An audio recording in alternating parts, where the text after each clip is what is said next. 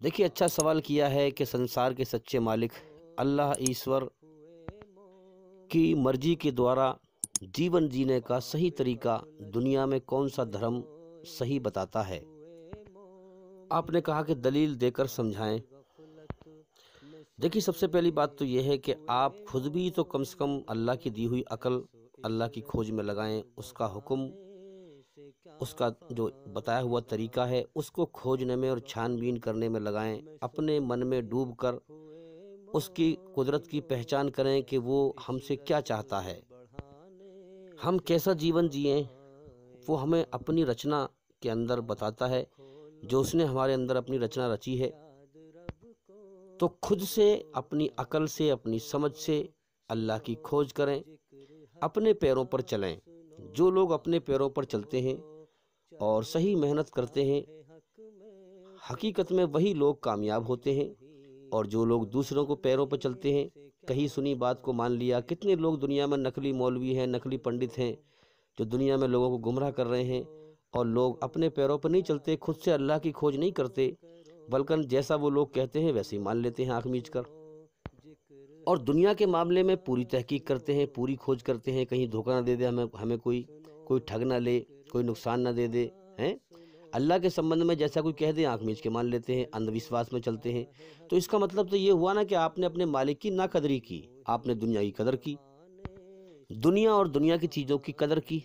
तो साफ जाहिर है अल्लाह ताला ने ये दुनिया बनाई ही इसलिए है ताकि वो देखना चाहता है कि कौन उसकी कदर करता है और कौन नाकदरी करता है, कौन उसका एहसान मानता है और उसकी खोज करता है, उसे राजी करता है, और कौन नाकदरी करता है, नाशुक्री करता है। तो जो लोग दूसरों को पैरों पर चलते हैं और लापरवाही करते हैं, वो लोग असल में दरअसल बिल्कुल भी कामयाब नहीं होते। वो लोग ठोकर ही खाते हैं, धोखा ही खाते हैं। और सबसे बड़ा धोखा मौत पर लगेगा, जब इंसान को ये महसूस होगा कि हाँ, मैंने अपने मालिक के संबंध में लापरवाही की, मैंने ठीक से उसकी खोज नहीं की, मैंने गौर नहीं किया, मैंने दलील के एतबार से उसका ज्ञान हासिल नहीं किया, मैं दुनिया परस्ती में लगा रहा, दुनिया के खेल तमाशे में लगा रहा। इतने लोग मेरे सामने मरते रहे मगर मैंने अपने मरने का कोई गौर ना किया, मैंने अपने मालिक की कदर ना की। उसने मुझे जीवन दिया, जीवन जीने के सारे साधन दिए, उसने मुझ पे सबसे बड़ा एहसान किया, मैंने उसका एहसान का बदला नाकदरी से दिया। मैंने दिल से उसकी खोज ही ना करी, मैंने उसको राजी करना ही नहीं चाहा, इसलिए मुझे उसने राह ना दिखाई। मैं अल्लाह का नाशुक्रा बन के आ गया, नाकदरा बन के आ गया। तो जो इंसान नाकदरा बन के मरेगा वो नरक की आग में जाएगा, और जो अल्लाह की कदर करेगा, उसे राजी करेगा, वो स्वर्ग में जाएगा। इसीलिए ये दुनिया उसने बनाई है ताकि वो अपने बंदों को छांटे। पूरी दुनिया के सारे इंसान सब उसी के बंदे हैं, उसी के पैदा किए हुए इंसान हैं। वो अच्छे बुरे लोगों को छांट रहा है अपनी बनाई हुई रचना के द्वारा। तो अच्छी बात है, आपने हमसे सवाल किया है, आप हम इंशाल्लाह हम आपको जवाब देंगे। सबसे पहले तो गौर करें आप खुद अपने अंदर कि आपको जिस मालिक ने बनाया है, आपको एक इंसान बनाया है। आप कोई पत्थर की मूर्ति नहीं है कि ना देख सके, ना सुन सके, ना बोल सके, ना चल सके, ना फिर सके, ना खा सके, ना पी सके। आप एक इंसान हैं। आपके अंदर उस मालिक ने एक रचना रची है। आपको जीवन देकर आपके सामने दो रास्ते रखे, अच्छाई का और बुराई का। अच्छाई की जो बुनियाद है और जड़ है वो है एक ईश्वरवाद, एक अल्लाह में आस्था रखना, एक ईश्वर में आस्था रखना, एक ईश्वर की ही पूजा करना, उसी से डरना, और फिर उसके बाद उसकी बनाई हुई रचना के आधार पर उसकी जो है उसके हुक्मों को पहचानना है और उसके हुक्मों के द्वारा फिर चलना। अब उसने हमें जीवन का समय दे दिया है और दो रास्ते हमारे सामने कर दिए हैं और हमारा इम्तिहान ले रहा है। जैसे मिसाल के तौर पे हम देखें कि इस दुनिया के अंदर, इंसान के अंदर, सबसे पहले हम इस बात पे गौर करें कि दो तरीके रखे हैं, अच्छाई बुराई, हराम हलाल। हराम का मतलब गलत बुराई और हलाल का मतलब सही अच्छाई। और कुरान मजीद में हराम हलाल से कुरान भरा पड़ा है। आप देखेंगे कुरान मजीद के अंदर माँ के पेट से लेकर मौत तक जो भी इंसान हरकत करता है, जो भी हरकत करता है, वो सब जो भी जिंदगी जीने के साधन हैं, तरीके हैं, सब बताए गए हैं कि इस तरह से अपने मालिक को राजी करना चाहते हो तो उसकी बनाई हुई रचना के आधार पर इस तरह से अच्छाई पे चलो, हलाल अपनाओ, और इस तरह से बुराई से बचो, हराम से बचो। अब उस मालिक ने इंसान को बुराई पर चलने के ऑप्शन भी दिए हैं और अच्छाई पर चलने के ऑप्शन भी दिए हैं। बुराई पर चलने का भी फ्री विल छूट दी है, चाहे अकेले में कर ले बुराई, छुप के कर ले, पब्लिक में कर ले, कहीं भी कर ले। अल्लाह ने इंसान को फ्री विल दिया। अगर वो चाहे तो 1 सेकंड में इंसान के हाथ पैर जाम कर दे, इंसान कर्म ही ना कर सके, हैं बिल्कुल बुराई ना करे, इस चीज़ पे ताकत रखता है वो। लेकिन इंसान का उसने इम्तिहान लिया है। अब अच्छाई बुराई के दोनों रास्ते खोल दिए हैं, हराम हलाल। अब देखिए, जैसे मिसाल के तौर पर इंसान के अंदर जो है संभोग का मादा रखा, हम बिस्तरी का, सेक्स का, ये इंसान के अंदर ये जो है ख्वाहिश रखी, जैसे कि पेट लगाया है, अब पेट में जो है रोटी की भूख रखी है, पानी की प्यास रखी है, इसी प्रकार से सेक्स की भी प्यास रखी है, मर्द के अंदर भी औरत के अंदर भी। फ़र्क इतना है कि जब हम जो है सुबह को खाना खा लेते हैं तो फिर दोपहर को भूख लगती है हमें, दोपहर को खाने के बाद शाम को भूख लगती है हमें। तो भूख तो लगती है ना, जब भी तो खाना खाते हैं हम। और सेक्स जो है, ये हम बिस्तरी जो है, संभोग जो है, इसकी भूख जो है 2 दिन में 4 दिन में इंसान को लगती है, या बहुत से लोगों को 10 दिन में या 15 दिन में लगती है। अब ये एक ख्वाहिश मालिक ने रखी है हमारे अंदर, जैसे भूख, जैसे रोटी की भूख रखी है, इसी तरह से सेक्स की भूख रखी है। अब इसको पूरा करने का तरीका भी उसने मुहैया कर दिया है। जैसे मिसाल के तौर पे भूख का मादा रखा हमारे अंदर पेट में, तो फिर भूख को मिटाने के लिए जरिया रोटी को बना दिया। हालांकि रोटी से भूख नहीं मिटती, भूख अल्लाह के हुक्म से मिटती है, याद रखें। तो इसी प्रकार से हमारे अंदर जो है हम बिस्तरी का, सेक्स का मादा रख दिया। भाई रोटी का मादा रखा, रोटी का मादा रखा तो उसमें 2 रास्ते खोल दिए। चाहे तो हलाल से कमा के पेट भर, भूख लगा दिए ना, भूख तो मिटानी पड़ेगी इंसान को। उसमें 2 रास्ते रखे फिर इंसान के सामने, चाहे तो हलाल मेहनत से कमा, ईमानदारी से कमा के पेट भर, और चाहे बेईमानी से, मक्कारी करके, चोरी डकैती करके। और जो है बेईमानी के बहुत सारे रास्ते हैं, जो भी जिस पोजीशन पे है, कोई अफसर है, कोई जो है नौकरी पे है, उसके सामने भी खुले हुए रास्ते हैं कि चाहे वो रिश्वत ले, दलाली ले, जो भी करे, हलाल रास्ता भी है और हराम रास्ता भी उसके सामने है। हर इंसान के सामने 2 रास्ते खुले हुए हैं, चाहे वो कुछ भी काम करता हो। तो अब आप देखेंगे 2 रास्ते खुले हुए हैं। अगर इंसान हलाल से कमाता है, मेहनत से कमाता है, तो कुदरत उसके अंदर सुकून पैदा करती है, यानी वो भी अच्छाई का मादा हो गया ना, अच्छाई का पहलू हो गया। मेहनत करके खाना, हलाल रोजी से खाना, बुराई से बचना है, चोरी डकैती से बचना, तो उसमें एक सुकून का मादा रखा है मालिक ने। और जब इंसान जो है झूठ बोलकर, रिश्वत लेकर और जो है चोरी करके, डकैती करके, जो जिस काम पे भी लगा हुआ है, उसमें बेईमानी की राहें खुली हुई हैं। बहरहाल वो जो भी बेईमानी करे, जब उससे वो बेईमानी करता है और बेईमानी करके रोटी खाता है, तो कुदरत उसके अंदर बेचैनी पैदा कर देती है।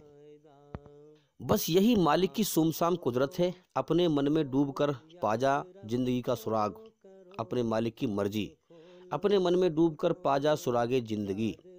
इसी प्रकार से आप देखेंगे सेक्स का मादा रखा है, इसकी भूख रखी है, इसकी जो हाजत रखी है इंसान के अंदर।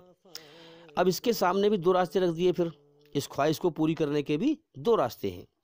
एक तो है हलाल, जो निकाह होता है, कोई औरत जो है विवाह होता है, शादी होती है, तो अल्लाह के नाम पे वो औरत मर्द को हलाल होती है, और औरत को मर्द अल्लाह के नाम पे हलाल होता है। तो वो तो है हलाल तरीका, ईमानदारी दौर से, कि अपनी जो सेक्स की जो ख्वाहिश है, अपनी जो हमबिस्तरी की जो संभोग की ख्वाहिश है, वो जायज़ तरीके से अपनी बीवी के साथ पूरी करो, पत्नी के साथ पूरी करो। और दूसरा रास्ता भी उस मालिक ने खोल रखा है हमारे सामने, जो कि बुराई का रास्ता है। अब यहाँ पर एक गौर करने की बात है, एक तो शैतान का रास्ता है और एक रहमान का रास्ता है। रहमान कौन है? जो इस कायनात का मालिक है, जिसने शैतान को भी पैदा किया है, जो हम हर चीज़ का पैदा करने वाला है। रहमान मतलब बड़ा कृपालु, बड़ा दयावान है, वो बड़ा मेहरबान, बहुत रहम करने वाला है अल्लाह ताला। तो अब आप ये समझिए कि उसने जो है अपनी रचना इंसान के अंदर रची, और फिर इसको दोनों रास्ते दिखा दिए, हराम हलाल। एक रास्ता जो है अपनी बीवी से हमबिस्तरी करने का है, पत्नी से संभोग करने का है, और एक रास्ता है जो है बुराई से संभोग करने का। अब शैतान क्या करता है? शैतान उल्टा करता है। अब क्योंकि अल्लाह ताला ने शैतान को क़यामत तक के लिए ज़िंदगी दे दी है, और उसे ये छूट दे दी है कि वो इंसान के मन में गलत ख्याल पैदा करे, ताकि इस तरीके से अल्लाह ताला इंसानों का इम्तिहान ले, टेस्ट ले। अब शैतान क्या करता है? जो चीज़ हलाल है उसमें इंसान को मज़ा नहीं दिखाता, बात समझे, और जो चीज़ हराम है, जो हलाल चीज़ है, उसको तो बेकार दिखाता है। जो अल्लाह ने दी है उसको, उस पर इंसान की संतुष्टि नहीं कराता कि उस पर इंसान राजी रहे कि जो मेरे मालिक ने मुझे दिया है मैं उसकी मर्जी पर राजी रहूं। हैं, जो चीज़ किसी और के पास है उस पे को जो है गलत हराम पे को शैतान भगाता है और मन में गलत ख्याल डालता है और उस चीज़ को चमकदार बना के दिखाता है। जैसा कि आप देखते हैं कि आमतौर पर अपनी पत्नी इंसान को बेकार लगती है और दूसरे की अच्छी लगती है। अपना मकान बेकार लगता है, दूसरे का मकान अच्छा लगता है। कोई भी चीज़ हो, अपनी चीज़ जो है बेकार लगती है और दूसरे की चीज़ बड़ी अच्छी लगती है, चाहे वो अपनी से बेकार हो। और आप अपने अपने अंदर खुद से गौर करें कि आप जब किसी पराई औरत या लड़की को देखते हैं तो फौरन आपके मन में जो है गलत ख्याल आते हैं कि नहीं उसके प्रति। बस ये शैतान की तरफ से आते हैं। और जबकि आप जानते हैं कि ये गलत है, ये हराम है, मुझे अपनी संभोग की ख्वाहिश अपनी पत्नी से करनी चाहिए। बस इसी में मालिक ने इम्तिहान लिया है कि ये हराम से रुकता है या नहीं, मुझसे डर कर। क्योंकि जब इंसान बुरा काम करता है तो एकदम से जो है उसका दिल दिमाग घबराने लगता है और अल्लाह का खौफ तारी होता है, उसके ऊपर डर तारी होता है।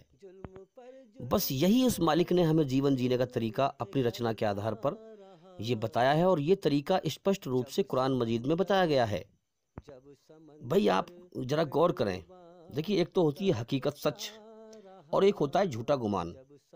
तो गुमान सच का मुकाबला कभी भी नहीं कर सकता है। मैं जो बयान कर रहा हूँ आपसे सच बयान कर रहा हूँ कि जब आप अपनी बीवी से संभोग करते हैं, सेक्स करते हैं, हम बिस्तरी करते हैं, तो आपको इतनी बेचैनी नहीं होती क्योंकि हलाल काम कर रहे हैं आप। लेकिन जब आप किसी और औरत से निगाहें भी मिलाते हैं या हाथ भी उससे लगाते हैं या गलत काम पर आमादा होते हैं तो आपके दिल दिमाग के अंदर बेचैनी पैदा हो जाती है, नहीं, कुदरत कर देती है।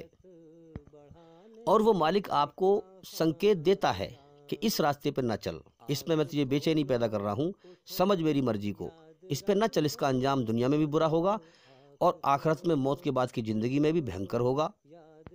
तो जब भी इंसान अच्छा काम करता है तो कुदरत उसके अंदर सुकून पैदा कर देती है और इशारा करती है कि इस रास्ते पर चल, इस पे चलने में तुझे सुकून मिलेगा और मौत के बाद भी सुकून वाला, अमन वाला, शांति वाला जीवन पाएगा स्वर्ग में।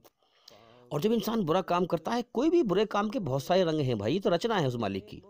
ये तो मैं आपको थोड़ी बहुत बात गिनवा रहा हूँ, आप खुद भी गौर कर सकते हैं कितनी तरह की बुराइयां हैं दुनिया के अंदर और कितनी तरह की अच्छाइयां हैं। जब भी आप पहली बार अच्छा काम करेंगे तो कुदरत आपके अंदर सुकून पैदा कर देगी और जितनी बार भी करेंगे आप सुकून पैदा होता रहेगा। और बुराई जब आप पहली बार करेंगे तो उसमें ज़्यादा बेचैनी होगी आपको, लेकिन जब आप लगातार करते रहेंगे तो फिर आप बुराई को अच्छा समझने लगेंगे, फिर आपका दिल जो है काला हो जाएगा, वो मालिक आपको ढील दे देगा, चला बुराई पर चल।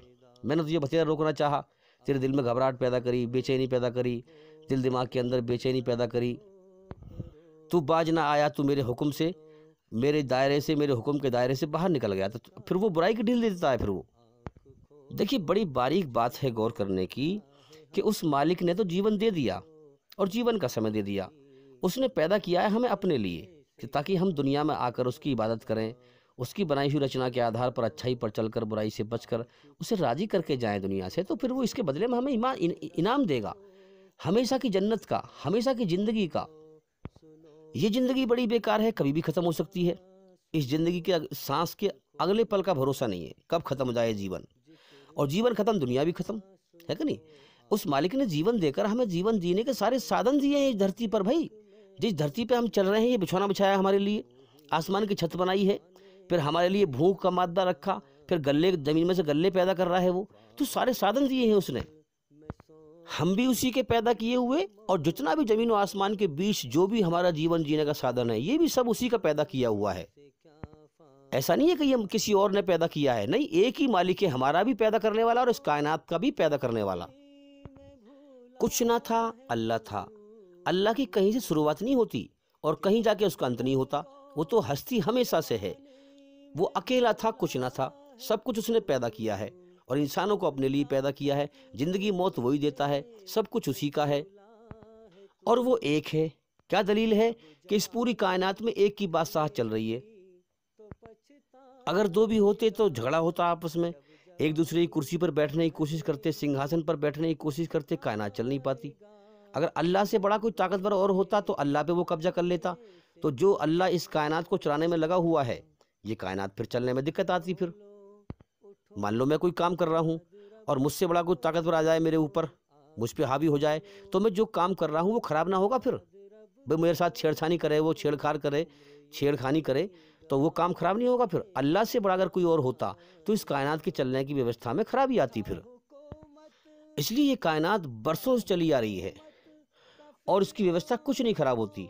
रोज दिन निकलता है, रात होती है, हवा चलती है, हमारे ज़िंदगी जीने के सारे साधन पूरे किए जा रहे हैं, जीवन का समय हमें दिया जा रहा है, लाखों इंसानों को पैदा किया जा रहा है, लाखों इंसानों को मौत देकर उठाया जा रहा है इम्तिहान लेकर के। तो यही बनाई हुई हमारे अंदर उस हमारे सच्चे मालिक, सच्चा मालिक मैं इसलिए कह रहा हूँ कि नकली खुदा दुनिया में इतने बना रखे हैं भाई, जिसकी कोई हद नहीं।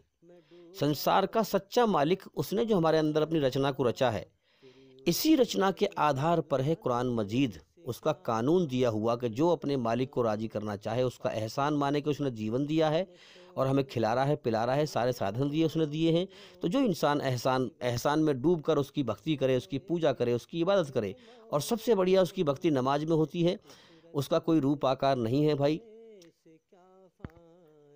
जितने भी बड़े बड़े धर्म हैं, हर धर्म की किताब इस बात की गवाही दे रही है, ना तस्य प्रतिमा अस्ति, उस खुदा उस भगवान का कोई रूप नहीं है, कोई अक्स नहीं है, कोई स्टैचू नहीं है, कोई मूर्ति नहीं है, कोई स्कल्पचर नहीं है, कोई फोटो नहीं है, कोई पेंटिंग नहीं है, उसका कोई रूप आकार नहीं है, वो निराकार है।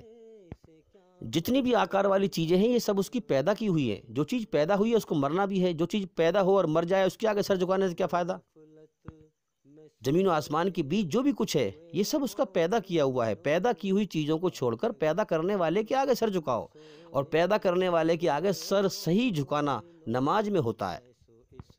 अब ये जो हमारे अंदर रचना रची है उस मालिक ने, इसी रचना के आधार पर पूरी दुनिया के इंसानों के लिए कुरान मजीद में जो उसने अपना हुक्म फरमाया वही मोहम्मद सल्लल्लाहु अलैहि वसल्लम ने पूरा करके दिखाया, क्योंकि उनके अंदर भी यही रचना थी, ईश्वर की रची हुई जो हमारे अंदर रचना है। और फिर मोहम्मद सल्लल्लाहु अलैहि वसल्लम ने उन हुक्मों पर चल के दिखाया और पूरी दुनिया के इंसानों को बताया कि देखो तुम्हारा बनाने वाला मालिक इस तरह से राजी होता है कि ये उसकी बनाई हुई रचना के आधार पर कानून है कुरान का, ये सच्चा रास्ता है, बाकी इसके अलावा बाकी सारे रास्ते शैतान के हैं। अब आप कहोगे भाई क्या दलील है इस बात की? तो देखो मैं आपको बता रहा हूँ, आप जितने भी धर्म वाले हैं इस्लाम को छोड़कर, आप सबसे पूछें कि भाई तुम्हारे धर्म में ईश्वरी रचना के आधार पर खाना खाने का सही तरीका क्या है, जिस तरीके से इंसान को कोई नुकसान ना पहुंचे, फायदा ही हो, क्योंकि हमसे ज़्यादा हमारे बारे में क्या अच्छा है और क्या बुरा है हमारा बनाने वाला ही जानता है, जो हमारा बनाने वाला मालिक अल्लाह है। तो वो जो हमें ज़िंदगी जीने का तरीका बताएगा, जो उसके आदेश होंगे, जो हलाल होगा उसमें इंसान के लिए कोई नुकसान ना होगा, और जो हराम होगा उसमें नुकसान होगा, सीधी सी बात है। तो जब आप पूछेंगे तो लोग बौखला जाएंगे, आपको ठीक से बताएंगे नहीं, या फिर अपने पेट से गढ़ के बताएंगे। जब आप उसे ईश्वरी रचना के आधार पर चेक करेंगे तो आप उसको कुछ सही और कुछ गलत पाएंगे। बस यही निशानी है शैतान के रास्ते की, क्योंकि ईश्वर जो है पवित्र है हर बुराई से। वो जो तरीका बताता है वो पूरी तरह से पाक साफ होने का तरीका बताता है, पूरी तरह से सच्चाई पर चलने का तरीका बताता है। और जो शैतान के तरीके हैं वो कुछ आटे में नमक के बराबर सही है और बाकी जो है गलत है, गलत भी सही भी। ये पहचान है कि जो गलत और सही हो, मिक्सिंग हो, वो शैतान का रास्ता है। क्योंकि भाई पूरी तरह से शैतान बुराई दिखा करके लोगों को गुमराह नहीं कर सकता। वो भी जानता है कि ईश्वर ने, मालिक ने इंसान के अंदर रचना रची है अपनी, अच्छाई बुराई का मादा रखा, तो ये पहचान लेगा। जितने भी नकली मौलवी हैं, नकली पंडित हैं, आपको कभी भी ये नहीं कहेंगे कि भाई आओ भाई मैं बुराई पर चलाने वाला हूँ, ये बुराई का धर्म है मेरा, आ जाओ इस पे आ जाओ, ये सबसे बढ़िया धर्म है। तो फिर ऐसा कोई जाएगा ही नहीं उसके पास। वो क्या करेगा? वो अच्छाई का दावा करेगा कि मैं सच्चा हूँ, मैं बढ़िया हूँ, मैं अच्छा हूँ, मेरा धर्म बढ़िया है, इस पे आ जाओ तुम, इस रास्ते पे चलो तुम। और फिर अच्छाई का नाम लेके वो बुलाएगा और फिर उसके बाद आपको बुराई में धकेल देगा वो। अरे अगर कोई दूध वाला, कोई भैंस वाला आपसे ये कहे कि भाई जो है मैं आपको पानी दे रहा हूँ, दूध नहीं दे रहा हूँ, तो आप ले लोगे उससे? वो क्या करता है कि भाई मैं आपको दूध दे रहा हूँ और चुपचाप उसमें पानी गिर देता है, फिर तो आप धोखा खा लेते हैं और ले आते हैं दूध आप। तो इसी प्रकार से जो नकली लोग हैं, नकली ढोंगी लोग हैं, जो धर्म के नाम पर धंधा करने वाले हैं, और लोगों को गुमराह करने वाले हैं, वो सच्चाई और अच्छाई का नाम लेकर ही लोगों को बुलाते हैं और फिर बुलाने के बाद बढ़ा करके धोखा देते हैं। फिर वो अब जो अकल का सही इस्तेमाल करके गौर करेगा, अपने मालिक से डरेगा, अल्लाह ताला उसको सच्चाई दिखा देगा। वो पहचान लेगा कि सच क्या है और झूठ क्या है। और जो अल्लाह के संबंध में लापरवाही करेगा तो वो भटक जाएगा, सीधी सी बात है। क्योंकि शैतान का असल काम है कि इंसान का ध्यान भटका कर और दलील से हटा देना, यानी इंसान किसी भी चीज़ को दलील से सर्च ना करे, दलील से उस पर खोज ना करे, ऐसे ही जो है मान ले, अंधविश्वास में जीता रहे और जीवन का समय बर्बाद करके मर जाए और मरने के बाद नरक की आग में जाए, अल्लाह का नाशुक्रा बनकर। अब ये बताइए, शैतान और उसकी औलाद जो हमें गुमराह करते हैं, अगर ये हमें आंखों से दिखाई देते तो फिर इनका कहना कौन मानता भाई? शैतान इब्लीस की तो शक्ल ही बहुत बुरी है, कौन कहना मानता उसका? लिहाजा वो अल्लाह ने उसको छूट दी है कि वो हमारे मन के अंदर गलत ख्याल पैदा कर सकता है। तो शैतान है मगर वो हमें दिखता नहीं है। जिन का मतलब जो ना दिखने वाली चीज़ है, उस आग से पैदा है जिन, जो आग दिखती नहीं है। आग कई प्रकार की होती है, तो हम समझें इस बात को कि हमारे मन के ख्यालों में वो बदलाव करता है और दुनिया को हमें चमक दमक बनाकर दिखाता है और हमें धोखा देता है। अब इसी बात को अब जब पूछेंगे किसी अच्छे मुस्लिम आलिम से पूछेंगे आप, जो ज्ञानी है, इस्लाम धर्म गुरु है इस्लाम का, कि भाई मोहम्मद साहब का ईश्वर द्वारा बताया हुआ तरीका जिससे ईश्वर राजी होता है, खाना खाने का सही तरीका क्या है, तो आपको वो कंप्लीट तरीका बताएगा खाना खाने का, जिसको आप सर्च करेंगे तो आप वाकई में उससे समझेंगे कि हाँ, ये ईश्वरी रचना के आधार पर है, इससे मुझे फ़ायदा है, इस तरीके से खाना खाने में, इससे मुझे कोई नुकसान नहीं है।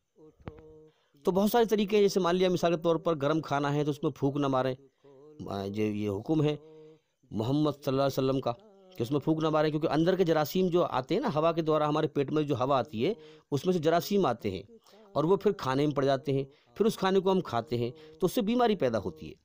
दूसरी बात, बहुत सारे तरीके हैं, ये तो मैं आपको बता रहा हूँ मोटा मोटा समझने के लिए। जैसे आप खाना खाने के लिए हाथ धो के आएँ, पहले ये हुक्म ही है कि हाथ धो के आओ, और फिर हाथ धोने के बाद पोंछो मत ना किसी कपड़े से, क्योंकि कपड़े में जरासीम होते हैं, वो हाथों में लग जाएंगे, फिर आप खाना खाएंगे तो आपके पेट में जाएंगे, उससे नुकसान होगा। तो हुक्म है कि हाथ धोने के बाद किसी कपड़े से ना पोंछें और ऐसे ही खाना खा लें। अब आप समझ सकते हैं कितनी फ़ायदेमंद बात बताइए मैंने आपको दो। ये जब दो बातें इतनी फ़ायदेमंद हैं तो आप पूरा तरीका मालूम करें खाना खाने का क्या है, तो कितना बड़ा फ़ायदेमंद तरीका है वो। इसी तरह से ले लीजिए आप पेशाब करने का तरीका, यानी जो भी इंसान की हरकत, जो भी इंसान जीवन जीने में जो भी कर्म करता है, सब तरीके इस्लाम धर्म में बताए गए हैं। उस मालिक का एहसान है, अगर वो खाली किताब ही उतार देता तो भी हम ना समझ पाते। उसने कितना बड़ा एहसान किया है कि हम जैसे हम इंसान हैं, इंसानों में से ही जो है चुनकर नबी अवतार अवतरित करता है। वो जैसे आम बच्चा पैदा होता है, ऐसी बच्चे नबी को पैदा करता है और सिर्फ फरिश्तों के द्वारा उस पर अपना कानून भेजता है। फिर वो सुनता है, फरिश्ते जब बोलते तो वो सुनता है। फरिश्ते किसी और को नहीं दिखाई देते, उसी को दिखाई देते। और फिर वो लोगों को बताता है कि ये तरीका है, इस तरीके से ये करना है, अल्लाह का हुक्म ये है, मालिक का हुक्म ये है। फिर लोग उसे लिख लेते हैं, उसकी ग्रंथ बन जाती है। पहचान लोग इसी तरीके से करते हैं दुनिया में कि उस मालिक की जो रचना इंसान के अंदर रची हुई है, इसी रचना के आधार पर होता है ईश्वर का कानून। इससे लोग पहचान कर लेते हैं कि हाँ, ये हमारे बनाने वाले सच्चे मालिक का सच्चा कानून है, क्योंकि ये हमारे अंदर उसकी बनाई हुई रचना के आधार पर है। पूरी तरह से बुराई से बचने का तरीका है और पूरी तरह से अच्छाई पर चलने का तरीका है। अब आप इस्लाम धर्म के अलावा जितने भी धर्म दुनिया के अंदर हैं, आप इन लोगों से पूछें, इनके धर्म गुरुओं से पूछें कि भाई तुम्हारे धर्म में ईश्वरी रचना के आधार पर पेशाब करने का तरीका क्या है। आप पूछिए इनसे, ये बौखला जाएंगे, आपको बता नहीं पाएंगे। ये बताएंगे भी तो अपने पेट से गढ़कर, और वो कुछ सही होगा कुछ गलत होगा। आप जब चेक करेंगे तो कुछ बातों को आपकी अकल पास करेगी और कुछ को फेल कर देगी। तो जो मिक्सिंग बाजी होगा वो शैतान का रास्ता है, जो पूरी तरह सही है वो अल्लाह का रास्ता है। क्योंकि इंसानी रचना के अंदर उसने ये बात रखी है कि हमारा मन ये चाहता है कि भाई हम बुराई चाहे छोटी हो या बड़ी हो, हम उससे बचें हैं, और अच्छाई चाहे छोटी हो या बड़ी हो, हम उस पर चलें, उसको पसंद करें और बुराई को ना पसंद करें। ये हमारा मन चाहता है, ये उसकी रचना है हमारे अंदर रची हुई। अब इसी रचना के आधार पर उसका हुक्म आता है। बात समझे हम कि पूरी तरह से हमें बुराई से बचाने का और पूरी तरह अच्छाई पर चलाने का। और कुरान मजीद में सूरा अस-शम्स में आप चेक कर सकते हैं कि पूरी तरह स्पष्ट रूप से समझाया गया है। संसार के सच्चे मालिक ने कसम खाकर 11 कसमें खाकर ये बात फरमाई है कि कामयाब वही होगा जो अपनी रूह को, अपनी आत्मा को और शरीर को बुराई की गंदगी से पवित्र करके मरा। हाँ, और नाकाम वो होगा जो अपनी आत्मा को, अपने शरीर को बुराई की गंदगी से गंदा करके मरा। अब आप चेक कर सकते हैं पूरी दुनिया के अंदर सिर्फ एक इस्लाम धर्म का कानून ही है, कुरान मजीद और मोहम्मद सल्लल्लाहु अलैहि वसल्लम की जीवनी, जो पवित्र जीवनी है, कि जो मोहम्मद सल्लल्लाहु अलैहि वसल्लम की जीवनी अपने जीवन में अपनाएगा उसकी आत्मा और उसका शरीर बुराई की गंदगी से पवित्र हो जाएगा। तो वो मालिक ने कितना बड़ा एहसान किया कि हर जमाने में उसने कमाबेश 1,24,000 अवतार अवतरित किए, नबी भेजे, और इसी रचना के आधार पर अपने कानून भेजे, लोगों का इम्तिहान लिया, कौन मुझसे डरता है, कौन मेरे हुक्म पे आता है और कौन नहीं आता। ये दो रास्ते रखे हैं जीवन जीने के, अच्छाई और बुराई। अब इन दो रास्तों के दो अंजाम रखे हैं मौत के बाद। अच्छाई का अंजाम हमेशा स्वर्ग, कामयाबी का जीवन है, जन्नत का जीवन है, और बुराई का अंजाम हमेशा नाकामी का जीवन, नरक का जीवन है, जो कि जालिमों के लिए कैद खाना है। तो उस मालिक का कितना बड़ा एहसान है कि नबी भेजता है, फिर नबी पर अपने हुक्म भेजता है अपनी बनाई हुई रचना के आधार पर, और फिर वो नबी उन हुक्मों पर चल के दिखाता है, जीवन जी के दिखाता है, और दुनिया के सारे इंसानों को बताता है कि देखो तुम्हारे अंदर भी यही रचना है उसकी रची हुई, और मेरे अंदर भी यही रचना है उसकी रची हुई। तो इसी रचना के आधार पर उसके आदेश आए हैं, मैं इन पर चल के दिखा रहा हूँ। ये तुम्हारे बनाने वाले मालिक का सच्चा रास्ता है, इस पे चलो अगर तुम्हें मौत के बाद की ज़िंदगी में कामयाब होना है और नाकामी से बचना है। ये ज़िंदगी खेल तमाशा है, धोखा है, यहाँ की हर चीज़ धोखा है। इस जीवन के पीछे ना पड़े, अपने मालिक को राज़ी करें, क्योंकि उसने हमें पैदा ही अपने लिए किया है ताकि हम दुनिया में जाकर उसे राज़ी करें और फिर मौत के बाद उसका इनाम हासिल करें। तो हर नबी ने ये बात आकर बताई कि असल जीवन मौत के बाद है, उसकी तैयारी करें। तुम्हारा बनाने वाला मालिक इम्तिहान ले रहा है, तुम्हें जीवन का समय दे के भेजा है, तुम्हारे सामने दो रास्ते कर दिए हैं, तुम्हारा टेस्ट ले रहा है, कौन मेरा एहसान मानता है और कौन नहीं मानता है, कौन मेरी कदर करता है और कौन नहीं करता है, कौन मुझसे डरता है और कौन नहीं डरता है। अच्छा, पिछली किताबें मोहम्मद सल्लल्लाहु अलैहि वसल्लम से पहले जितने भी नबी आए, उसने अवतार अवतरित किए, उन सबको जो है कुछ सहीफे मिले, कुछ किताबें मिली इसी रचना के आधार पर, मगर पैगंबर दुनिया से जाते रहे और लोग दुनिया के उसमें मिलावट करते रहे, जो आसमानी ग्रंथ थी उसमें मिलावट करते रहे, तो उनमें मिलावट हो चुकी है। अब आखिरी किताब कुरान मजीद है, आखिरी अवतार मोहम्मद सल्लल्लाहु अलैहि वसल्लम है, ये आखिरी पैगंबर हैं। इनके बाद दुनिया में जब तक दुनिया रहेगी अब कोई पैगंबर नहीं आएगा। तो कुरान मजीद में क़यामत तक के इंसानों के लिए जीवन जीने का तरीका है, क्योंकि ईश्वरीय रचना बदलती नहीं है, याद रखें।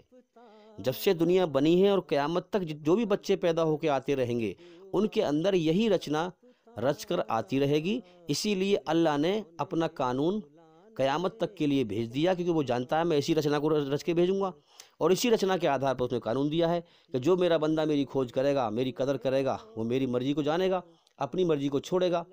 एक तरफ है तो है उसकी मर्जी और दुनिया के लोगों की मर्जी, और एक तरफ है उसके बनाने वाले मालिक की मर्जी। दो चीज़ सामने है, या तो आप दुनिया को पालो, दुनिया और दुनिया की चीज़ें, इसको तो आप पाके भी खो दोगे, कोई भरोसा नहीं ज़िंदगी का। और एक तरफ है दुनिया का बनाने वाला, अगर दुनिया के बनाने वाले को पा लिया तो आप कामयाब हो गए, अगर दुनिया में भटक के मरे, मालिक को भूल के मरे तो नाकाम हो गए। तो अल्लाह को मालूम था कि जो मेरी खोज करेंगे, मेरी मर्जी जानने की कोशिश करेंगे और मेरी जिस मकसद से मैंने पैदा किया है उस मकसद को पूरा करेंगे, तो दुनिया में मेरा कानून मौजूद है जो मैंने अपनी बनाई हुई रचना के आधार पर क़यामत तक के इंसानों के लिए उतार दिया है।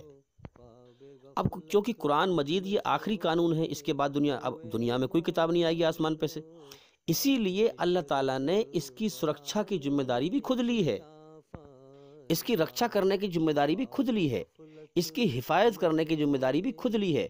इसीलिए आप देख सकते हैं कि लगभग 1500 बरस हो चुके हैं, कुरान मजीद में अरबी भाषा में एक बिंदी का भी अंतर नहीं आया है। आप कहेंगे भाई क्या दलील है? तो भाई दलील ये है, एक कुरान उठाओ दुनिया के इस कोने पे से और एक कुरान उठाओ दुनिया के उस कोने पे से, आप दोनों को अरबी भाषा में चेक करें, आपको एक बिंदी का, एक नुक्ते का भी फर्क नहीं मिलेगा। ये एक बहुत बड़ी दलील है अकल वालों को समझने के लिए कि ये सच्ची किताब है संसार के सच्चे मालिक की। अब इसके अलावा जितने भी दुनिया में ग्रंथ हैं, आप उनको इस तरह से चेक करिए, एक ग्रंथ उठाएं दुनिया के इस कोने पे से और एक उठाएं उस कोने पे से, आपको 100% दोनों में जरूर फर्क मिलेगा। नहीं तो आप चेक करके देख लो। एक बार एक संस्था में जो है इसी तरह से चेक किया गया था, तो वहाँ पर जो है बहुत सारी सभी धर्मों की किताबें इकट्ठी करी गई थी और कुरान मजीद भी बहुत सारे इकट्ठे किए गए थे। तो सिर्फ एक ही किताब मिली थी जिसमें कोई मिलावट नहीं मिली और ना उसमें फ़र्क मिला। सब अगर 50 कुरान भी उठाए इन्होंने, 10,000 कुरान भी उठाए, तो वो एक से पाए गए। इसलिए वहाँ कहा गया कि ये संसार के सच्चे मालिक का सच्चा ग्रंथ है ये। तो आप अरबी भाषा में चेक करें, देखिए ट्रांसलेशन में तो ये है कि फ़र्क आ जाएगा, जो उसका अर्थ निकाला है लोगों ने बनाए हैं अलग अलग, वो तो अलग चीज़ है। मैं अरबी भाषा की बात कर रहा हूँ, क्योंकि आप देख सकते हैं कि जितने इंसान होंगे उतनी ही जो है बोलने में फ़र्क होगा उनके। अब जितने भी लोगों ने कुरान मजीद का अरबी भाषा से हिंदी में ट्रांसलेशन किया है, तो जबान में बोली में तो फ़र्क होगा भाई। कोई इंसान किसी बात को सीधी कह देगा और कोई इंसान किसी बात को घुमा फिरा के कहेगा, तो फ़र्क होगा नहीं होगा? बात वही होगी, राह सीधी वही है, लेकिन उसमें घूम फिर का फ़र्क है। अरबी भाषा में जो कुरान है वो एक ही है, आप उसको चेक कर सकते हैं, आप उसमें एक बिंदी में भी फ़र्क नहीं पाएंगे। तो उस मालिक का कितना बड़ा एहसान है। अब देखिए, मुझसे आप रास्ता पूछें, मेरे पास कई तरीके हैं। एक तरीका तो ये है कि मैं आपको लिख के दे दूं कि भाई आप चले जाएं इस तरीके से, ठीक है। एक तरीका ये है कि मैं आपको बस समझा दूं कि भाई आप ऐसे ऐसे निकल जाएं, ठीक है। और एक तरीका ये है कि मैं खुद जो है चलकर आपको उस जगह पे छोड़ के आऊं। तो सबसे अच्छा तरीका कौन सा है? यही तरीका बढ़िया है कि मैं आपको खुद चल के छोड़ के आऊं। तो जो इंसान, हिदायत भी कई प्रकार की होती है, अल्लाह ताला जो राह दिखाता है अपना सच्चा रास्ता, वो कई प्रकार का है। जो जैसी कोशिश करता है अल्लाह ताला उसको वैसे ही जो है रास्ता खोल देता है। जो अल्लाह से प्रार्थना करता है, दिल से लगन करता है और मेहनत करता है और कोशिश करता है, संघर्ष करता है, तो मालिक उसकी उंगली पकड़कर उसको मंजिल तक पहुंचाता है। फिर अल्लाह ताला उसको बिल्कुल सही रोशनी में चलाता है, दोनों रास्ते उसको दिखा देता है, बुराई की भी अच्छाई के भी, और उसको उंगली पकड़कर मंजिल तक पहुंचाता है। ये सबसे बेहतरीन हिदायत है। और बहुत से लोग गौर नहीं करते, कोशिश नहीं करते, मेहनत नहीं करते हैं, तो उनको भी जो है हल्की फुल्की हिदायत, जैसे मेहनत करते हैं वैसे ही उनको जो रास्ता दिखाए अल्लाह ताला। तो उसका ये कानून है कि इंसान की जैसी कोशिश और जैसी नीयत, वैसी ही वो उतनी ही राह खोल देता है। अब आप बारीकी से गौर करें कि ये कोई अमीरी गरीबी नहीं है। अमीरी गरीबी में तो यह है कि इंसान उसकी तरफ से अमीर गरीब है। अब भाई बात, फकीर से फकीर भी चाहता है मैं बात समझ जाऊं, तो इसमें नहीं बन पाता। ये इसमें अल्लाह की कुदरत में कैद है। लेकिन इसमें तो हर इंसान को उसने आज़ादी दी है, क्योंकि उसने हर इंसान के अंदर रचना एक सी रची है, और ये आज़ादी उसने सबको दी है कि जो मेरे लिए जितनी कोशिश करेगा मैं उसके लिए वैसी रास्ता खोल दूंगा। अमीरी के लिए तो यह है कि इंसान मालदार बनना चाहे वो कोशिश करे, अल्लाह ना देना चाहे उसकी मर्जी है, ना बढ़े आगे। हर इंसान कोशिश करता है मैं अमीर बन जाऊं, दुनिया का बादशाह बन जाऊं, लेकिन नहीं बन पाता। ये तो अल्लाह की मर्जी है अमीर गरीबी। लेकिन इसमें तो बंधन है अल्लाह का, अल्लाह की तरफ से है। जो इंसान अगर दुनिया में कोई गरीब है, कमज़ोर है, तो अपनी मर्जी से नहीं है, अल्लाह की तरफ से है। वरना हर इंसान चाहता मैं अमीर बन जाऊं, अल्लाह की तरफ से गरीब है, हैं?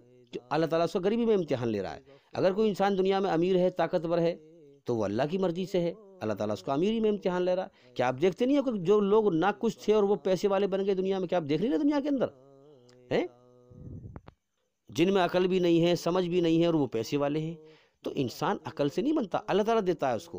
अमीरी गरीब अल्लाह की तरफ से होती है। लेकिन इसमें तो सबको फ्री विल दिया है अल्लाह ने, सबको अकल दी है, समझ दी है, सबके अंदर वही रचना है, रची हुई है, और फिर जितनी कोशिश करेगा अल्लाह के लिए उतनी रास्ता खोल देगा। इसमें सबको फ्री विल दिया है अल्लाह ने। तो आप जिस प्रकार से कुरान मजीद में जो फरमाया गया है और मोहम्मद सल्लल्लाहु अलैहि वसल्लम ने पूरा करके दिखाया है, अपने मालिक को राजी करके दिखाया है, हर तरीका है, हर तरीका, माँ के पेट से लेकर मौत तक जो भी इंसान खाने का तरीका है, पीने का तरीका है, नहाने का तरीका है, सोने का तरीका है, संभोग करने का तरीका है, हम बिस्तरी करने का तरीका है, हर चीज़ का तरीका है। पड़ोसी के साथ कैसा बर्तावा करें, बीवी के साथ कैसा बर्तावा करें, बच्चों के साथ कैसा बर्तावा करें, रिश्तेदारों के साथ कैसा, जो भी तरीके हैं जीवन जीने के, इंसान के सामने दो ऑप्शन है।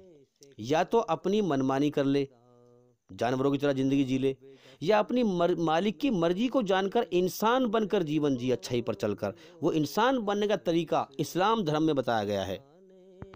इसीलिए मैं कहता हूं कि इंसान के अंदर इंसानियत लाने का नाम इस्लाम है। जो लोग ईश्वरीय रचना से हटकर जानवरों की तरह दुनिया में ज़िंदगी गुजार रहे हैं बुराई पे चल के, और आटे में नमक की बराबर अच्छाई पे चल रहे हैं, और बाकी बुराई पे चल के जी रहे हैं जानवरों की तरह, तो उन लोगों को इंसान बनाने का नाम इस्लाम है कि आ जाओ, जिस मालिक ने तुम्हें पैदा किया है, हाँ, उसकी रचना है तुम्हारे अंदर रची हुई, उस रचना के आधार पर तुम्हें उसने इंसान पैदा किया है। तो इंसानियत, इंसान के अंदर इंसानियत को जिंदा करने का नाम इस्लाम है कि आ जाओ उसी इंसानियत पर। इस्लाम का मतलब है कि अपना सब कुछ उस मालिक के सामने सरेंडर कर देना, सौंप देना, और अपनी मर्जी छोड़कर उसकी मर्जी पर जीवन जीना और उसे राजी करके जाना, और मरने के बाद स्वर्ग का इनाम पाना। तो मेरे भाई, यही हकीकत है, काश समझ में आ जाए बात, वरना मौत पर फिर धक्का लगेगा कि हमेशा की नाकामी का, कि हम तो बर्बाद हो गए आगे दुनिया से, हमने गौर ही ना किया। इस रास्ते के अलावा दुनिया में जो भी रास्ते हैं सब शैतान का धोखा है मेरे भाइयों। पहचानो, जिंदगी हर रोज मौत की तरफ बढ़ रही है। जो समय लेके आए हैं जीवन का वो खत्म होने की तरफ जा रहा है, इसलिए हकीकत को पहचानो ताकि जल्दी से जल्दी होश में आ सको। इसलिए मैं बार बार कहता हूं कि भी हमारे चैनल के अंदर जाकर के एक एक करके सभी वीडियो देखें और सुने, लगातार सुने, ताकि आप जल्दी से जल्दी अंधेरे से निकलें और रोशनी में आए हैं। ठंडे दिमाग से, अल्लाह से डर कर, सोच समझ के ज्ञान को समझो, उसके ज्ञान को समझो। अब जो लोग जुल्म जास्ती करे जा रहे हैं, दौड़े जा रहे हैं, भागे जा रहे हैं, उन्हें समझाया जा रहा है, सुनी ना रहे, ना सुन रहे, और जीवन का समय बर्बाद करके जब मौत आती है, फरिश्ते आते हैं, हाँ, उसे जंजीरों में जकड़ कर ले जाते हैं। फिर हसरत करता है वो कि मैंने जीवन का समय बर्बाद कर दिया, मैंने अपने आप को बर्बाद कर लिया। फिर इंसान को हमेशा की नाकामी का धक्का लगता है, फिर इंसान कभी नहीं संभल पाएगा मेरे भाइयों, क्योंकि दोबारा मौका ही नहीं मिलेगा। दुनिया में अल्लाह ताला दोबारा थोड़ी भेजा है कोई, वो दोबारा भेज के कोई खेल करेगा? एक ही बार जीवन दिया है उसने, कोई घंटे 2 घंटे का समय दिया है, किसी को 40 साल, किसी को 50 साल, किसी को 60 साल, किसी को 70 साल, किसी को 80 साल, किसी को 100 साल हैं। इंसान को समझ दी है, अकल दी है, सब कुछ दिया है। अब उसकी किताब धरती पे मौजूद है, और हर वक्त जब से दुनिया बनी है हर वक्त मौजूद रहा है उसका कानून। जो चाहे अपने मालिक को राजी करना वो खोज कर सकता है और पा सकता है उसके हुक्म को। तो भाई सुनते, एक ही बार जीवन दिया है, करोड़ों इंसानों को रोज पैदा कर रहा है, कोई खिलवाड़ करेगा दोबारा भेज करके? एक ही बार जीवन दिया है, इम्तिहान लिया है, और जीवन का खूब भरपेट जब जो है समय दिया है, जिसको जैसा समय दिया उसका वैसे ही इम्तिहान लिया है। इंसान को चाहिए कि गौर करे कि मैंने खुद अपने आप को नहीं पैदा किया, माँ के पेट में मेरी आँख, नाक, कान किसी ने बनाई है, कोई मालिक है मेरा जिसने मुझे जीवन दिया है, और फिर दुनिया में मैं आया हूँ तो सारे साधन भी मुझे दिए हैं जीवन जीने के। मुझे भूख लगती है तो मुझे खाना, जब मुझे भूख लगती है तो मुझे खाना पैदा कर देता है ज़मीन में से गल्ला। वो अगर वो गल्ला पैदा ही ना करेगा तो फिर इंसान बाजार में कहाँ से बिकेगा, कहाँ से खाएगा? अल्लाह ताला कितना मेहरबान है कि हम जो अब गेहूँ खा रहे हैं ये पिछली साल उसने पैदा कर दिए, यानी कि हमारी भूख के लगने से पहले ही वो 1 साल पहले हमारा इंतजाम कर देता है। और हम फिर भी उसकी बनाई हुई रचना के खिलाफ चलें, बुराई पर चलें, जुल्म जास्ती करें, हैं, उसको नाराज करें, उससे दुश्मनी निभाएं, तो मेरे भाई कितने बड़े नाशुक्रे हैं हम, कितने बड़े गद्दार हैं, कितने बड़े मक्कार हैं। मौत के बाद हमें जहन्नुम ना मिलेगी, फिर क्या मिलेगा? फिर अगर वो एक पल को हवा रोक ले तो हम मर जाएंगे। हम अपनी तारीफ के घमंड में जमीन पर अकड़े फिरते हैं। अरे बेवकूफ इंसान, कभी गौर किया कर अपने मालिक की नेमतों पर, कभी गौर किया कर अपने मालिक की तारीफों पर कि वही तारीफ के लायक है। तू तारीफ के लायक नहीं है, तू कुछ नहीं है, तू गंदगी है, तू गंदगी से पैदा किया गया है। अपनी औकात को पहचान। इंसान जमीन पर इस गुमान में चलता है अकड़ के कि मुझसे बड़ा कोई नहीं है, मुझसे बड़ा तारीफ के लायक कोई नहीं है, मुझसे बड़ा समझदार कोई नहीं है। अरे बेवकूफ़ इंसान, जरा गौर कर, जो दिन निकालता है तारीफ के लायक वो है जिसके निकले हुए दिन में तू काम करता है, जो रात करता है, जिसकी की हुई रात में तू आराम करता है, जो हवा चलाता है, जिसकी चलाई हुई हवा में तू सांस लेता है, तारीफ के लायक वो है। जिसकी गिजा, जिसका पैदा हुआ किया हुआ रोजी तू खाता है, तारीफ के लायक वो मालिक है। जिसने तुझे पैदा किया है, तारीफ के लायक वो मालिक है। जिसने तेरी आंखों के अंदर देखने की शक्ति रखी है, देखने की ताकत रखी है, जिनसे तू देख रहा है, जिसने ये ताकत रखी है, तारीफ के लायक वो मालिक है। जिसने तेरी अकल के अंदर सोचने समझने की ताकत रखी है, तारीफ के लायक वो मालिक है। जिसने तेरे हाथों के अंदर पकड़ने की ताकत रखी है, तारीफ के लायक वो मालिक है। जिसने तेरे शरीर के अंदर अपनी ताकत रखी है, जिससे तू चल फिर रहा है, जवानी की ताकत, तारीफ के लायक वो मालिक है। और वो मालिक एक है और वो है अल्लाह। उस अल्लाह का शुक्र अदा कर और नमाज पढ़, उसके सामने सर झुका, उसकी पैदा की हुई चीज़ों के आगे सर मत झुका। वरना तू जीवन का समय बर्बाद करके नरक में बर्बाद हो जाएगा, तबाह हो जाएगा। आखिर कब तक तू दुनिया में जी पाएगा? आखिर मर के तू मर कर लौट कर अपने सच्चे मालिक की तरफ लौट के जाएगा। क्या तू वहां हिसाब नहीं देगा? क्या तू उसके दरबार में पेश नहीं होगा? अगर तू अपने दिल के अंदर घमंड लेके मरा, तकब्बुर लेके मरा है, अपने आप को बहुत होशियार और अक्लमंद समझ के मरा, और तू अपने मालिक की तारीफ पर राजी ना हुआ कि तारीफ उसी के लिए है, घमंड उसी के लिए है, तो तेरा क्या बनेगा उसके दरबार में? तुझे जहन्नुम की आग में झोंक देगा। सुम्मा ला यमुतु फीहा वला यहया। हाँ, वही तारीफ के लायक है, उससे बड़ा कोई नहीं है, कोई बचाने वाला नहीं है। और घमंड करने वालों को और जुल्म करने वालों को वो नरक की आग में तबाह कर देता है, कोई बचाने वाला नहीं होता। अल्लाह ताला अच्छे लोगों के साथ है, नेक लोगों के साथ है, सब्र करने वालों के साथ है, गुस्से को पीने वालों के साथ है, जो सबकी इज्जत करें, जो इस धरती पर सारे प्राणियों में सबसे ज़्यादा बेकार अपने आप को समझें और अल्लाह से डरें और अल्लाह के बंदों को तकलीफ ना दें। अल्लाह उन लोगों के साथ है। और जो जालिम अल्लाह की बनाई हुई रचना के खिलाफ चलें, धरती पर फसाद फैलाएं, जुल्म जास्ती फैलाएं, अल्लाह के बंदों को तकलीफ दें, तो याद रखना अल्लाह ताला खाने को उनको भी देगा, जीवन का समय उनको भी दिया है, लेकिन मौत के बाद उन्हें जहन्नुम की आग में झोंक देगा। ऐसा ये नहीं है खेल तमाशा, ये कायनात खामोशी के साथ चल रही है। कायनात का बनाने वाला कायनात बनी हुई दिखाई दे रही है, बनाने वाला दिखता नहीं है। क्यों?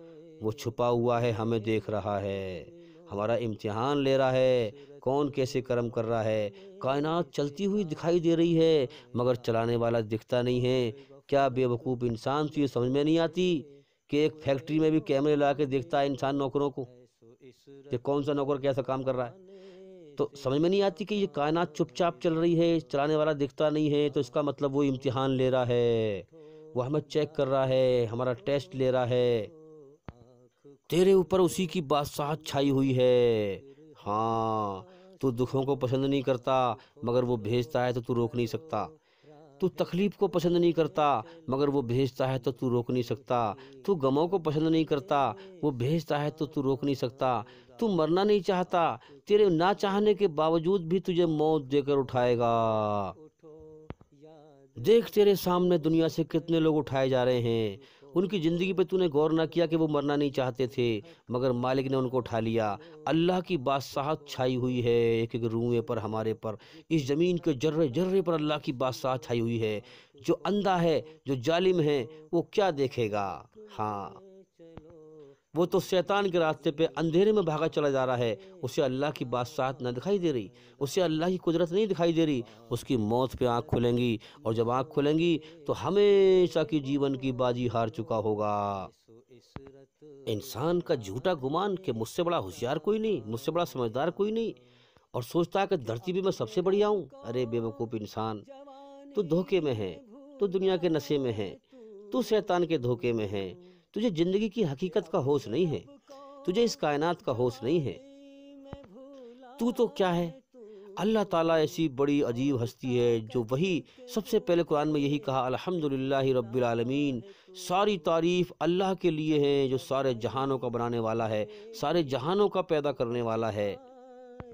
तो तेरी तो क्या हस्ती है? तुझ जैसे करोड़ों इंसानों को वो रोज पैदा करता है, जीवन देता है, और तुझ जैसे करोड़ों इंसानों को रोज मौत दे के उठाता है। पहचान उसकी कुदरत को, वही तारीफ के लायक है। उसके सामने नमाज में झुक जा, उसके सामने रो रो के उससे माफी मांग, फिर देख तुझे वो अपनी कुदरत का नजारा कैसे दिखाता है। तू उसे महसूस करेगा, तू समझेगा।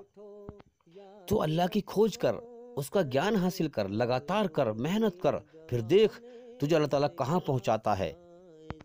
और उसके साथ किसी को पार्टनर मत बना, हिस्सेदार मत बना, वो एक ही मालिक है। उसी के आगे सर झुकाओ, उसी की भक्ति करो और उसी के आगे हाथ फैलाओ। संसार में हर चीज़ उसकी पैदा की हुई है, इन पैदा की हुई चीज़ों के आगे सर मत झुकाओ भाई, चाहे कुछ भी हो, कुछ भी हो। हाँ, इन पैदा की हुई चीज़ों से मत मांगो, इनके आगे हाथ न फैलाओ, अपने बनाने वाले मालिक के सामने हाथ फैलाओ। तू दिल से हाथ तो फैला के देख, उसकी कुदरत तेरा इंतजार कर रही है, वो तेरा इंतजार कर रहा है, फिर तू उसकी कुदरत का चमत्कार देखेगा। मगर फ्रॉडबाजी न कर, दिल से उसके सामने हाथ फैला, दिल से उसके सामने सर झुका। सर झुकाकर दिल से उसके सामने रो रो के उससे माफ़ी मांग, उससे दुआ कर, उससे प्रार्थना कर, फिर देख तुझे कैसा अपना असर दिखाता है वो। उसके अलावा किसी को न पुकार, उसके अलावा किसी और के हाथ आगे हाथ न फैला। फिर तू देख उसका चमत्कार कि तुझे किस तरह से वो अंधेरे से निकालता है और तुझे रोशनी में लेके आता है। तुझे तेरे मन ही मन में तुझे सच्चाई दिखाएगा। हाँ, तुझे सच्चाई दिखाएगा, अंधेरे से बचाएगा, तुझे मन ही मन में समझाएगा कि ये सच है और ये झूठ है, इस पर चल, इस पर ना चल। तो भाई याद रखें, पूरी दुनिया के अंदर संसार के सच्चे मालिक का, उसकी बनाई हुई रचना के आधार पर जो जीवन जीने का सही तरीका है वो स्पष्ट रूप से कुरान मजीद में बताया गया है और मोहम्मद सल्लल्लाहु अलैहि वसल्लम की ज़िंदगी में खुलासा करके समझाया गया है। अगर तुम वाकई में सच्चे हो और सच्चाई को पाना चाहते हो, अपने मालिक को राज़ी करना चाहते हो, तो आज ही से खोज करो, मोहम्मद सल्लल्लाहु अलैहि वसल्लम की जीवनी पढ़ो, उसमें गौर करो, क्या क्या तरीके हैं जीवन जीने के, समझो उनको, कुरान मजीद को समझ के पढ़ो, अपने मालिक के हुक्मों को पहचानो और उन पर चलो। और जीवन का जो समय बाकी बचा है मेरे भाइयों से राज़ी कर लो, वरना हमेशा की नाकामी है मौत के बाद। और जितने भी धर्म हैं दुनिया में उनको भी चेक करो। आपको जब आप उनको भी चेक करेंगे जब तो आपको मालूम पड़ेगा सच क्या है और झूठ क्या है। भाई आप जब कोई सामान लेने जाएंगे तो 10 दुकानों पे घूमेंगे कि कोई नकली सामान ना दे दे, कोई जो है ठग ना ले, कोई लूट ना ले। फिर आप 10 दुकानों में से एक दुकान चेक करेंगे जो अच्छी होगी, फिर उस पर से आप सामान लेंगे। तो इसी प्रकार से आप सभी धर्मों को चेक करें, जब तो आपको मालूम पड़ेगा सच कौन सा और झूठ कौन सा है? अल्लाह के लिए कुछ तो मेहनत करें, जब तो आपको वो समझाएगा कि तेनों मेरे लिए कोशिश की तो मैंने तुझे हिदायत दे दी। और जो कोशिश नहीं करेगा उसको ईश्वर राह क्यों दिखाएगा? जो कोशिश और मेहनत जैसी करेगा वैसे ही तो फल पाएगा, सीधी सी बात है। तो भी मैं उम्मीद करता हूँ कि इंशाल्लाह, बात बहुत लंबी हो गई इसलिए मैं कहता हूँ कि देखो, एक ही बार में आपको मैं सारी बातें नहीं समझा सकता हूँ। मैं बार बार इस मैसेज को देता हूँ कि आप हमारे चैनल के अंदर जा करके भाई लगातार वीडियो देखें और सुने, ताकि जल्दी से जल्दी आप समझ पाएँ। देखो, लगातार हासिल करना पड़ेगा ज्ञान उसका, ये नहीं कि आपने थोड़ी बहुत बात सुन ली फिर छोड़ दी, नहीं, ऐसे नहीं बनेगी बात। जीवन तो हर रोज़ जा रहा है मौत की तरफ, तो आप लगातार ज्ञान हासिल करें, तभी आपको वो राह दिखाएगा और तभी आप समझ पाएंगे। तो उम्मीद करता हूँ कि सवाल का जवाब हो गया, और भी इंशाल्लाह ज़िंदगी रही तो फिर मुलाकात होगी। अस्सलाम वालेकुम वरहमतुल्लाहि वबरकातुहू। आप सभी सुनने वालों पर अल्लाह ताला की सलामती हो, ईश्वर की कृपा हो, दया हो।